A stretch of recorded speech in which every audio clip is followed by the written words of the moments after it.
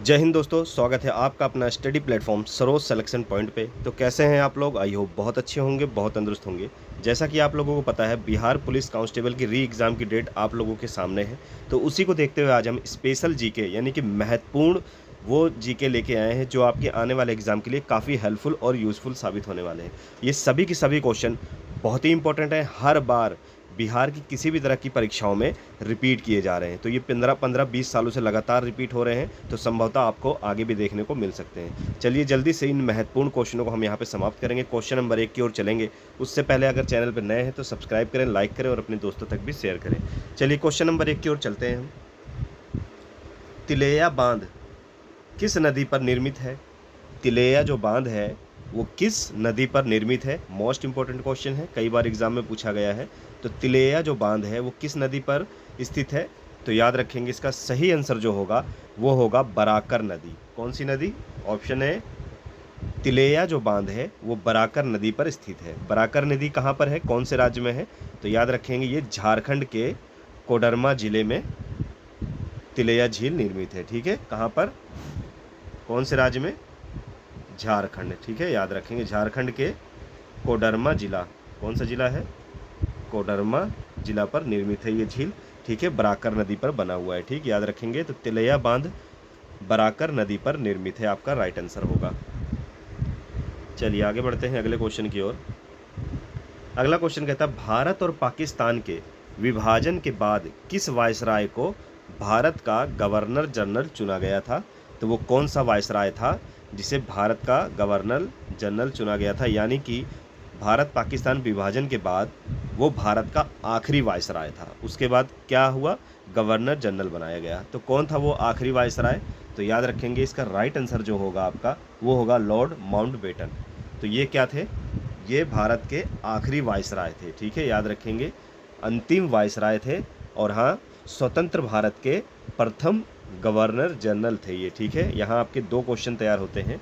एक तो Lord Mountbatten क्या है? वो भारत के अंतिम वायसराय थे। ठीक है, क्या थे? अंतिम क्या थे? वायसराय। ठीक है, और उसके बाद स्वतंत्र भारत के प्रथम गवर्नर जनरल थे। ठीक, स्वतंत्र भारत के प्रथम गवर्नर जनरल भी कौन था? वो लॉर्ड माउंटबेटन था। ठीक है, आपको दो तरह के क्वेश्चन पूछेगा, या तो पूछेगा स्वतंत्र भारत का प्रथम गवर्नर जनरल कौन था? तो वो था लॉर्ड माउंटबेटन।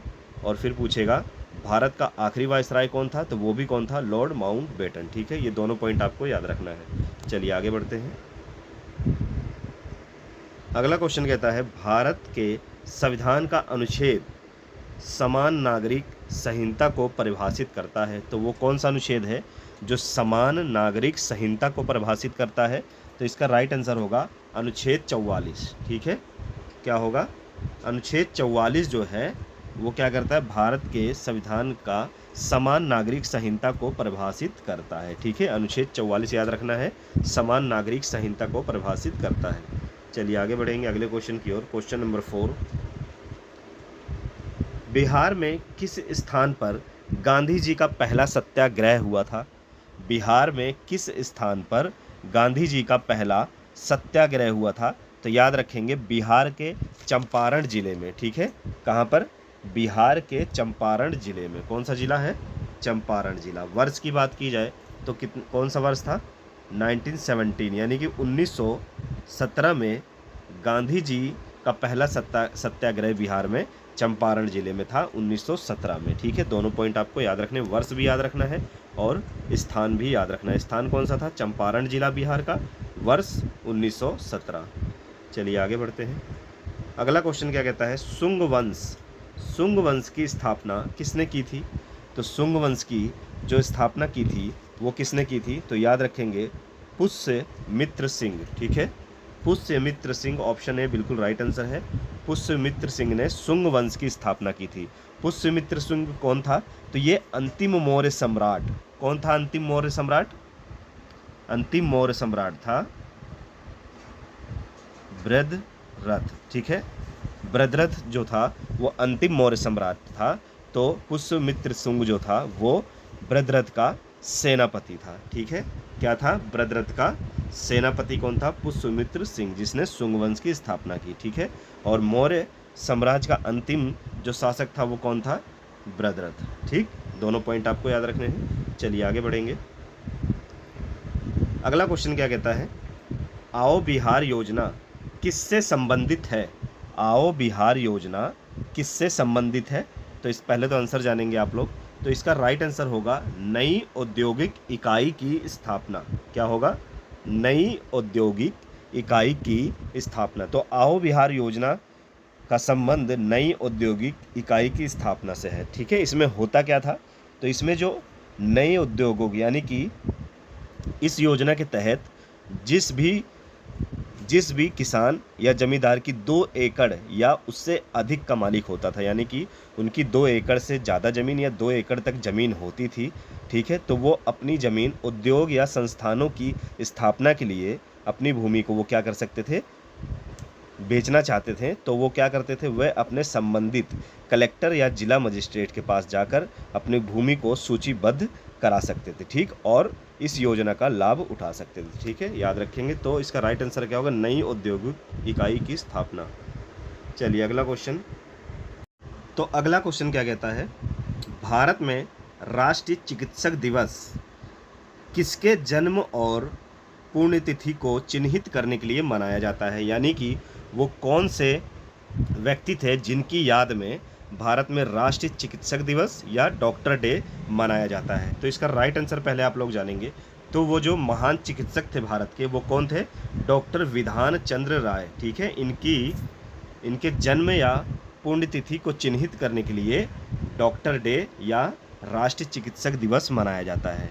तो डॉक्टर डे या राष्ट्रीय चिकित्सक दिवस भारत में कब मनाया जाता है? तो याद रखेंगे, डॉक्टर विधान चंद्र राय का जो जन्म हुआ था वो हुआ था 1 जुलाई। कब हुआ था? 1 जुलाई 1882, यानी कि 1 जुलाई 1882 को इनका जन्म हुआ था।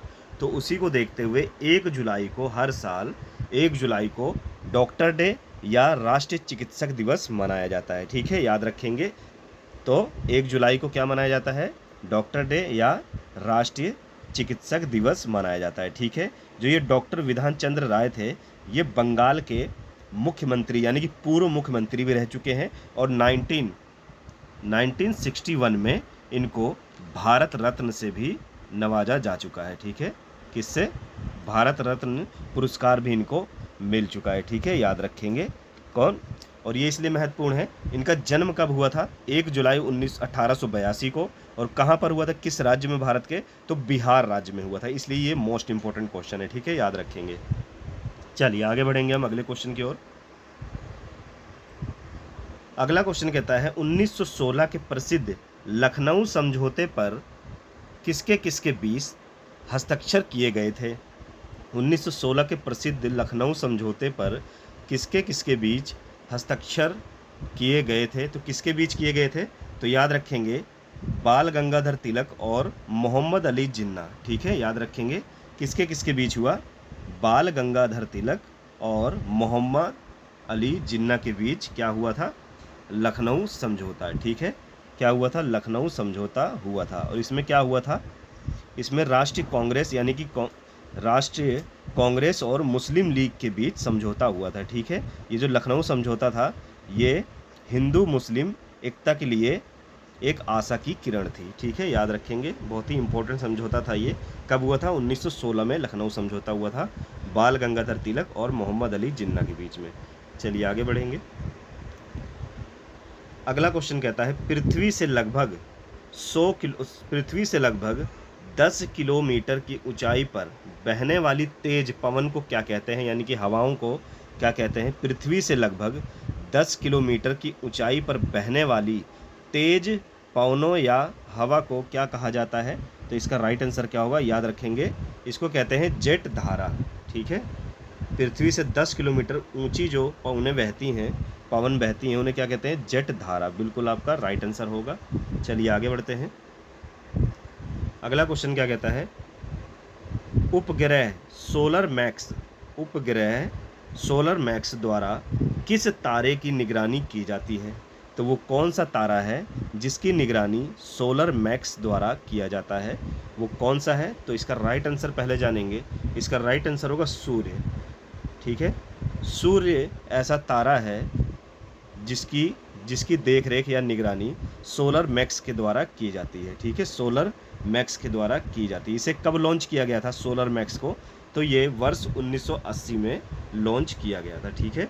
इसके द्वारा क्या किया जाता है? सूर्य की निगरानी की जाती है। इतना याद रखना है आप लोगों को। चलिए आगे बढ़ते हैं। अगला क्वेश्चन कहता है केंद्र के चारों ओर सूर्य और सौरमंडल की कक्षीय चाल क्या है? सूर्य के केंद्र के चारों ओर सूर्य और सौरमंडल की कक्षीय चाल क्या है? तो याद रखेंगे इनकी कक्षीय चाल है 250 किलोमीटर पर सेकेंड, ठीक है। याद रखेंगे कितनी है इनकी चाल? 250 किलोमीटर पर सेकेंड, ठीक। ये आपका राइट आंसर होगा। चलिए आगे बढ़ते हैं। अगला क्वेश्चन कहता है भारत के तीसरे राष्ट्रपति कौन थे? भारत के तीसरे राष्ट्रपति कौन थे? तो याद रखेंगे जाकिर हुसैन जो थे, वो डॉक्टर जाकिर हुसैन, ये भारत के तीसरे राष्ट्रपति थे, ठीक है। और पहले कौन थे? सबको पता है, ये डॉक्टर राजेंद्र प्रसाद, ठीक है। पहले कौन थे? डॉक्टर राजेंद्र प्रसाद। पर हमारा क्वेश्चन क्या कह रहा है? भारत के तीसरे पूछ रहा है, तो तीसरे कौन थे? डॉक्टर जाकिर हुसैन, ठीक है। और वर्तमान समय में कौन है? वर्तमान समय में भारत का जो राष्ट्रपति है वो कौन है? तो इसका राइट आंसर क्या होगा? द्रौपदी मुर्मू, ठीक है। द्रौपदी मुर्मू जो है वो वर्तमान समय में भारत की राष्ट्रपति हैं। तो जाकिर हुसैन तीसरे राष्ट्रपति थे, तो मुर्मू कौन सी राष्ट्रपति हैं? तो याद रखेंगे 15वीं, ठीक है। ये भी क्वेश्चन आपसे पूछ सकता है। द्रौपदी मुर्मू जो है वो भारत की 15वीं राष्ट्रपति हैं, ठीक है। ये संख्या भी आपको याद रखनी है, 15वीं राष्ट्रपति हैं। चलिए आगे बढ़ते हैं। अगला क्वेश्चन क्या कहता है? एक प्रसिद्ध प्रदूषक फ्लाई ऐश राख निम्न में से किसके द्वारा उत्पादित होता है? एक प्रसिद्ध प्रदूषक फ्लाई ऐश राख निम्न में से किसके द्वारा उत्पादित होता है? तो याद रखेंगे इसका सही आंसर क्या होगा? तो इसका राइट आंसर होगा ताप विद्युत संयंत्र, ठीक है। याद रखेंगे ताप विद्युत संयंत्र द्वारा एक फ्लाई ऐश उत्पादित होता है, ठीक। याद रखेंगे। चलिए आगे बढ़ते हैं। अगला क्वेश्चन क्या कहता है? स्टैचू ऑफ लिबर्टी निम्न में से किसके द्वारा संयुक्त राज्य अमेरिका को उपहार में दिया गया था? यानी कि अमेरिका में जो स्टैचू ऑफ लिबर्टी है वो किस देश के द्वारा अमेरिका को गिफ्ट किया गया था, यानी कि उपहार दिया गया था? तो किस देश के द्वारा अमेरिका को दिया गया था स्टैचू ऑफ लिबर्टी? तो याद रखेंगे फ्रांस। किस देश के द्वारा? फ्रांस देश के द्वारा क्या किया गया? 1886 में अमेरिका की क्रांति के दौरान। कौन से सन में? 1886 में अमेरिका की क्रांति हो रही थी। अमेरिका की क्रांति के दौरान दोस्ती के प्रतीक के लिए फ्रांस ने इनको एक उपहार या तोहफा दिया, ठीक है। फ्रांस देश ने उपहार या तोहफा दिया संयुक्त राज्य अमेरिका को। क्या दिया उपहार में? स्टैचू ऑफ लिबर्टी, ठीक है। याद रखेंगे। तो फ्रांस देश द्वारा उपहार या गिफ्ट दिया गया। चलिए अगला क्वेश्चन। ओखला पक्षी अभ्यारण्य कहाँ पर स्थित है? ओखला पक्षी अभ्यारण्य कहाँ पर स्थित है? ये है उत्तर प्रदेश के नोएडा में, ठीक है। याद रखेंगे ओखला पक्षी विहार, ओखला पक्षी अभ्यारण्य कहाँ पर स्थित है? ये है नोएडा में, ठीक है। और नोएडा में किस जगह पर है? ये यमुना नदी के ऊपर ओखला पुल पर बना हुआ है। कौन सी नदी के पास? यमुना, ठीक है। यमुना नदी के ऊपर ओखला पुल पर ये बना हुआ है ओखला पक्षी अभ्यारण्य। कहाँ पर? नोएडा में, ठीक है। नोएडा कहाँ पर है? उत्तर प्रदेश में। चलिए आगे बढ़ते हैं। अगला क्वेश्चन क्या कहता है? वाल्मीकि राष्ट्रीय उद्यान बिहार में कहाँ पर स्थित है? वाल्मीकि राष्ट्रीय उद्यान में मोस्ट इंपॉर्टेंट क्वेश्चन है, कई बार पूछा गया है ये क्वेश्चन। वाल्मीकि राष्ट्रीय उद्यान बिहार में कहाँ पर स्थित है? इसका राइट आंसर क्या होगा? तो याद रखेंगे बिहार का जिला पश्चिम चंपारण में, ठीक है। पश्चिम चंपारण में वाल्मीकि राष्ट्रीय उद्यान स्थित है, याद रखेंगे, ठीक है। ये इकलौता राष्ट्रीय उद्यान है बिहार में जो पश्चिम चंपारण में है, ठीक है। वाल्मीकि राष्ट्रीय उद्यान याद रखना है आप लोगों को। चलिए अगला क्वेश्चन। अगला क्वेश्चन क्या कहता है? विक्रमशिला गंगा डॉल्फिन अभ्यारण्य कहाँ पर स्थित है? मोस्ट इंपॉर्टेंट क्वेश्चन है। विक्रमशिला गंगा डॉल्फिन अभ्यारण्य कहाँ पर स्थित है? इसका राइट आंसर क्या होगा? तो याद रखेंगे भागलपुर में। कहाँ पर है? विक्रमशिला गंगा डॉल्फिन अभ्यारण्य कहाँ पर स्थित है? भागलपुर में है। गंगा डॉल्फिन जो फिश होती है, गंगा डॉल्फिन जो फिश है, आपको पता होना चाहिए कि ये भारत का राष्ट्रीय जलीय जीव है। ठीक है, क्या है? भारत का राष्ट्रीय जलीय जीव कौन सा है? तो भारत का जो राष्ट्रीय जलीय जीव है वो है गंगा डॉल्फिन। ठीक है, गंगा डॉल्फिन। बहुत से बच्चों को ये नहीं पता होगा कि गंगा डॉल्फिन जो फिश है वो नेत्रहीन होती है, यानी कि उसकी आँख नहीं होती है। ठीक है, गंगा डॉल्फिन जो फिश होती है, मछली होती है, उसकी आंखें नहीं होती, वो नेत्रहीन होती है। ठीक है, और गंगा डॉल्फिन है वो राष्ट्रीय जलीय जीव है भारत की। ठीक, इतना आपको याद रखना है। चलिए आगे बढ़ते हैं। अगला क्वेश्चन क्या कहता है? गौतम बुद्ध वन्य जीव अभ्यारण्य कहाँ पर स्थित है? गौतम बुद्ध वन्य जीव अभ्यारण्य भारत में कहाँ पर स्थित है? तो इसका राइट आंसर क्या होगा? तो याद रखेंगे, इसका राइट आंसर होगा गया जिले में। ठीक है, बिहार के गया जिले में गौतम बुद्ध वन्य जीव अभ्यारण्य स्थित है, याद रखना है। चलिए आगे बढ़ते हैं अगले क्वेश्चन की ओर। अगला क्वेश्चन क्या कहता है? बिहार के किस जिले को सिल्क सिटी के नाम से जाना जाता है? बिहार के किस जिले को सिल्क सिटी यानी कि रेशम के शहर के नाम से जाना जाता है? तो बिहार का वो कौन सा शहर है जिसे सिल्क सिटी के नाम से भी जाना जाता है? तो याद रखेंगे वो है भागलपुर। ठीक है, भागलपुर को बिहार के सिल्क सिटी यानी कि रेशम शहर के नाम से जाना जाता है। ठीक है, याद रखेंगे। चलिए आगे बढ़ते हैं। अगला क्वेश्चन क्या कहता है? निम्नलिखित में से किस जिले में बिहार का एकमात्र राष्ट्रीय उद्यान है? किस जिले में बिहार का एकमात्र यानी कि बिहार में एकमात्र राष्ट्रीय उद्यान है, वो किस जिले में है? तो याद रखेंगे वो किस जिले में है? पश्चिम चंपारण में। कहाँ पर है? बिहार का एकमात्र राष्ट्रीय उद्यान कौन सा है?